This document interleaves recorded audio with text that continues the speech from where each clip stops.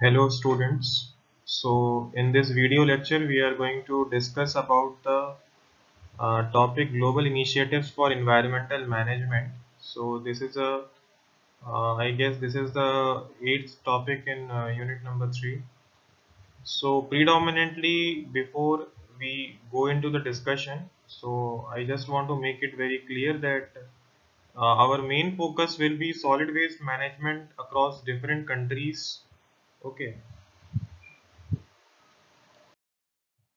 So just starting with the term that is global initiatives for environmental management. Okay, so we are going to talk about the different countries and what are the initiatives that they have taken for the proper management of the environment. And our main focus is again on solid waste management. That is a major concern across all the countries. Now, what do you mean by environmental management? So, environmental management is a goal or vision to the application of a set of tools to establish new perspectives towards the environment and society. Okay, so basically, environmental management means that it is a goal or vision and a set of application which helps us to control the environment, which helps us to save the environment, which helps us to manage the environment and our human society.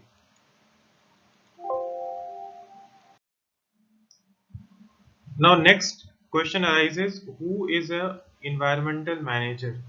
Okay, who is an environmental manager?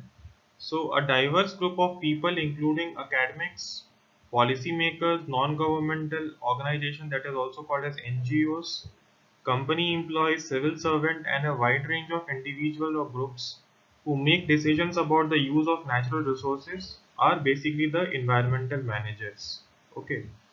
So basically, environmental managers are those people or those groups who are in the process of managing the environment, in the process of saving the environment, okay, in the process of making policies regarding the environment, okay, and in the process of implementation of the different rules and regulation related to environment. Okay, so this include academics, different academic institutions, the different policy makers, the different think tanks of a country, the different NGOs, the different company employees, civil servants, and a wide range of individuals who are working towards saving the environment.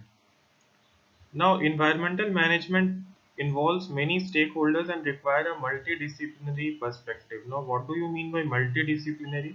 Okay, so our environment is directly or indirectly related to various factors. Okay, it depends upon different geographical factors, different social factors, and different even political factors, right? So, if we want to manage the environment, we require a multidisciplinary perspective.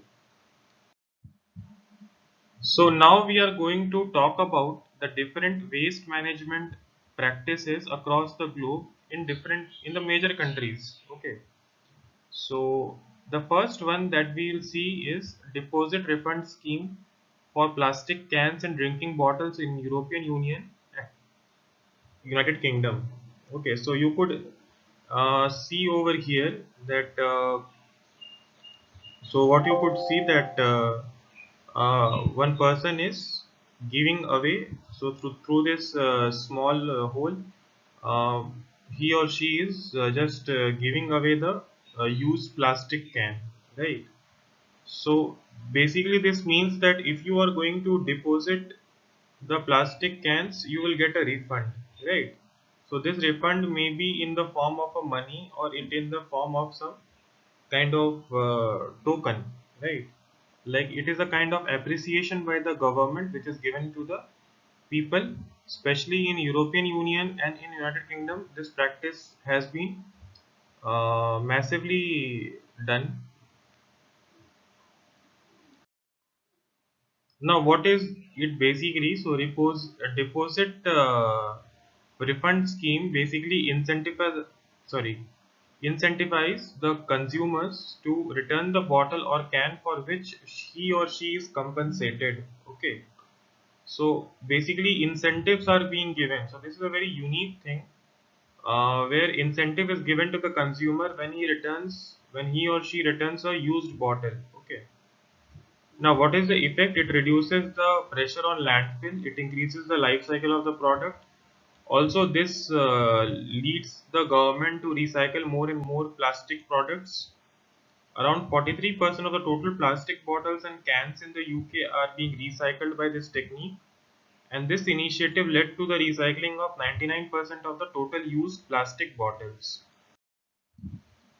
Now, another example is solid waste management in Kamikatsu, Japan. Okay, so this is also called as a zero waste town of Japan. So this is a kind of a model town which has set a benchmark and example for people throughout the globe. So you could see that there are separate lots for each different type of solid waste, right? So there are different lots for plastic waste, then different lots for glass waste, right? And for different kinds of plastic there is a different kind of segregation scheme. Okay, and everything is being segregated as per their own designated feature. Okay, so uh, for example, the light plastic material has been segregated or has been stored separately. The heavy plastic material is stored separately. Okay, so everything is being stored separately so that they will be having a separate recycling scheme or a recycling process. So what is this exactly? So basically there is a waste segregation into almost 34 different categories. So just imagine they are trying to segregate the waste into 34 different categories. 80% of the waste is recycled and only 20% goes to landfill. Okay, so due to this, what happens? There are no garbage trucks because everything is being recycled, so there is no option of landfills. The resident has to wash, sort, and bring their trash to the recycling center. A worker is appointed to oversee the sorting process at the center, making sure the trash goes to the right bin. Okay, now there is a very less manpower which is required for this process, and it is the duty of the individual to make sure that they are throwing the plastic into the right can so that the waste segregation can happen effectively. Now, similar kind of management and recycling is also being done in the Sweden. Okay, so Sweden is a major country of European Union. So what happened exactly in Sweden? So 99% of the waste in Sweden is recycled and only 1% goes to landfill. Around 4.4 million tons of household waste produced by the nation every year. 2.2 million are converted to energy by a process called that is WTE, that is waste to energy. Okay, so they are having a indigenous process with the help of which they convert waste to energy. They separate the waste into hazardous waste and recyclable material, which are then sent to different waste management systems like incinerators and recycling chambers. So this is the waste to energy plant diagram. Okay, so they are having a reactor. Okay, so inside which the waste is already dumped. Okay, and then it is heated at a very, what could I say? It is heated at a very high temperature, which produces flue gases. Okay, and now this flue gas is used to run the turbine. Okay, and ash actually just comes out from the bottom and it is collected as a landfill. So this flue gas is the major source of energy and it drives the different processes which is required for different industrial purposes. Now coming to India, so India in Kerala, there is a place called as Alappuzha or Aleppi. Okay, I think you must be knowing about it because it's a major tourist attraction in the South India. So Aleppi has set up an example for solid waste management. So basically, in this city of Aleppi, they produce approximately 58 tons of solid waste per day, and they are also running a project called as Nirmala Bhavanam Nirmala Nagaram. Okay, Nirmala means Nirmal means what? Clean, right? Bhavanam means it is house. Again, Nirmal means clean and Nagaram means city. Okay. So clean house, clean city. And they are running this project since November 2012. Okay. The city has adopted a decentralized waste management and is pushing for 100% segregation in all the 23 wards of the city.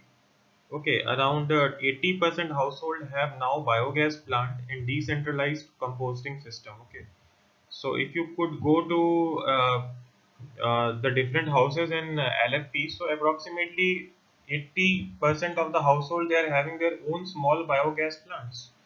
So basically, whatever the food waste they are accumulating, and for example, they are doing some agriculture, so agricultural waste is also getting produced. Okay, so all the biodegradable waste is getting converted to energy with the help of indigenous biogas plant. Okay, installed in the different houses of NFP. Okay, so you could see that this is a very small biogas plant, and you could see a lady is just standing in front of it. Okay, so it's not a very large scale, but I think it is a suitable one for a small household, right? So it can cater the need of a small household. Now, there are some innovative solid waste management practices happening in Germany, US, Brazil, and Colombia. Okay, so in US, what they are doing, they are having eco-friendly robotic machine to clean the debris from the river and collects in a dumpster in Baltimore region. Okay, so you could see that there are man-made robots which are engaged in cleaning the uh, underwater, right, so underwater from a river is being cleaned very efficiently by this eco-friendly robots. Okay, and they don't even collect, so apart from collecting they also dump it in a dumpster. Okay, so these are very effective way to clean the river. Now, EcoBoat vending machine in Colombia. So these are very unique vending machine. So it gives rewards such as movie tickets and vouchers. Okay, so I think you could have never come across such kind of news, but it is happening in Colombia. So whenever you deposit a plastic bottle or any kind of plastic waste, so they give you some monetary compensation in the form of movie tickets or vouchers, so that people will feel motivated not to dump the plastic bottle outside but to deposit it for further recycling. Okay, now there is a need for diffusion of such technologies to all the places across the globe.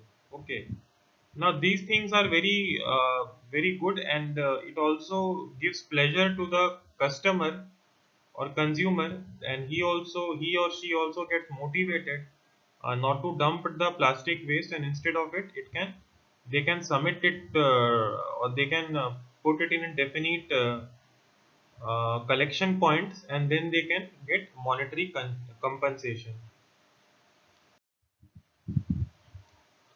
So next topic is central and state government policies and mechanism for controlling various kind of natural resources. Okay, so I think we have already covered the topic natural resources in the previous unit, and today we are going to see that what are the different policies and mechanism of the central and state government for controlling or for protecting various kinds of natural resources, right? So we'll just recap very basic definition. So natural resources are what? They are the resources necessary for our day-to-day lives, right? They can be categorized into abiotic and biotic forms. Abiotic, everybody knows that air, soil, water, mineral, solar energy, climate, wind energy, and all forms of energy comes under the abiotic form of natural resource. And biotic forms means what? Plants, animals, and microorganisms. Now, what are the different challenges and prospects of natural resources? So, the first point is degrading natural resources and agricultural crisis. Okay, so agriculture lost its growth momentum from Okay, so agriculture lost its growth momentum from that point on and subsequently entered a near crisis situation reflected in the suicide of the farmers. Okay, so due to the uneven rainfall and many geographical restraints, we have seen that there is a problem in agriculture across our country, and it has reflected in the less productivity sometimes, and ultimately it leads to the farmers committing suicides. Okay. Again, natural resources and ecological foundations, they are essential for sustained advances in agricultural productivity and declining due to the anthropogenic and socio-economic pressures, climate change, monsoonal disturbances, increasing frequencies of floods and droughts. Now, degraded and vulnerable land and water resources suffering from soil erosion, soil acidity, salinity, alkalinity, water logging. Okay, so there are different factors such as soil erosion, acidity of the soil, more alkalinity of the soil, presence of salts in the soil. Again, so if these kind of conditions prevails, then ultimately it leads to loss of the productivity of the soil and it affects our agriculture.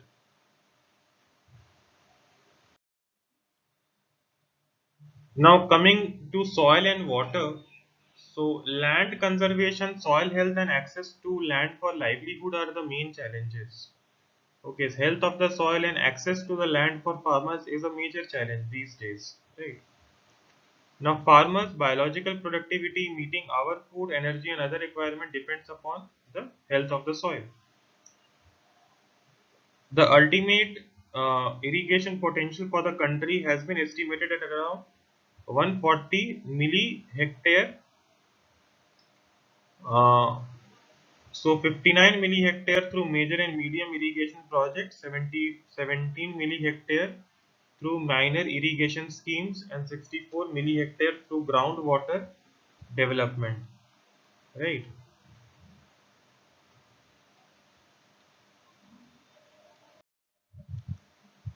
Now, soil and water. So many issues needs to be addressed for water, such as assessment and judicious use of natural water resources, ineffective utilization of irrigation potential developed, distribution of irrigation water. Okay, so many issues are necessary to be discussed, such as ineffective utilization of potential of irrigation. Okay, so if we can have an irrigated land of 1 acre, it means that we are the approximately zero point 0.5 hectare is only irrigated and the rest of the land is basically infertile, right? And the main major cause is distribution of irrigation water. Okay, so as I told, due to the uneven rainfall, irrigation is a basic problem in our country. Next is forest. So forest is also one of the prime abiotic natural resource. Okay, so issues related to increased budget to the forest sector both in the central and state government is an issue, right? Under the Land Ceiling Act, no land ceiling should be imposed on the land under plantation of forestry species. Conserving endangered tree species such as sandalwood, sanders, rosewood, deodar, taxus, etc. Okay, so these endangered tree species need to be conserved in the forest. Okay, for the proper protection of the flora and fauna. Now we are going to go through some of the central ministries involved in natural resource management. Okay, so first one, you must be coming across this ministry, that is Ministry of Agriculture, also called as MOA. Next is Ministry of Rural Development, MORD. Ministry of Environment and Forest, that is MOEF. This is a very important ministry which looks after the environment and forest area. Next is NABARD, that is National Bank of Agriculture and Rural Development. Okay, so this bank is engaged in supporting the farmers by giving small and large scale loans. Okay, so that they can properly do the agriculture. Okay, now there are various projects by central ministries for national resource management. So under Ministry of Agriculture, there are different projects. Okay, so one is NWDPRA, that is National Watershed Development Project for rain-fed area. Next is RVP, that is River Valley Project. Then WDPSCA, that is Watershed Development Project. Okay, and as on. Simply under another ministry, that is MORD, that is Ministry of Rural Development. The different projects are DPAP, that is Drought Prone Area Program. Then there is DDP, Desert Development Program. And then there is IWDP, that is Integrated Wasteland Development Project. Okay. Next is Ministry of Environment and Forest. So under it which it comes NAEP, that is National Afforestation and Eco Development Project.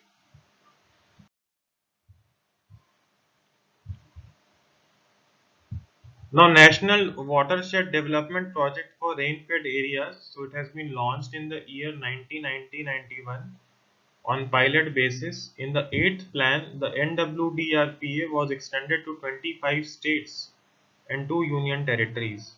Okay. So these are the works done under NWDPRA. So under River Valley project, construction and contour vegetative hedge has been done. Then contour bunding has been done. Then other works are horticulture, plantation, sowing and planting of trees. Then silvipasture development, water harvesting structures. Okay, and afforestation. Another project is the reclamation of alkali soils. Okay, so this is a kind of project under soil conservation scheme. So about 70 lakh hectare is affected by salt problem, out of which 35.8 lakh hectare suffers from alkalinity in the country. Okay, now till now an area of zero point 0.7 hectare has been reclaimed with an expenditure of 121.7 crore. So you can just imagine that how much expensive is to remove the soil alkalinity. Okay, so it is not a one day job, it's a prolonged period project. Next is the drought prone area program, that is also called as DPAP. So under DPAP it has been launched by the central government in 1973-74 to tackle the special problems faced by fragile areas which are constantly affected by severe drought condition. The program is under implementation in 972 blocks of 182 districts in 16 states. Okay. The total total budget cost for this project is approximately 4,842 crores.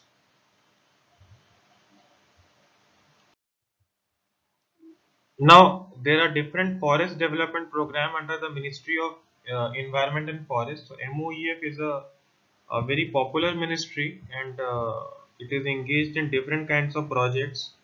So what it has done, so it has conducted programs which aim to afforestation in watershed areas under the National Afforestation and Eco Development Project. Okay. The program has been conceived as a long-term measure for restoration of ecological balance by conserving, developing, and harnessing. So this is a long-time project, and the main aim is the restoration of ecological balance, the restoration of our different ecological species by conservation, development, and harnessing of land. Okay. Now, due to the sand dune stabilization in 10 districts of Rajasthan, special projects are implemented under this DDP since 1999-2000 for combating desertification by way of shelter belt plantation. Okay, so if you could have gone to the Thar desert, so you could see that sand dunes, the structure of sand dunes is basically changing day by day, right? So for example, if there is a one place A and one place B, and in place A there is too much sand and in place B there is no sand, but in on the next day you will go, in place A there is no sand and place B is full of sand, right? So basically this is called as desertification, and this can be combat by the help of shelter built plantation. Okay, so you could plant the thorny trees which are accustomed to get grown in the desert climate, and in this way uh, you can combat the problem of desertification.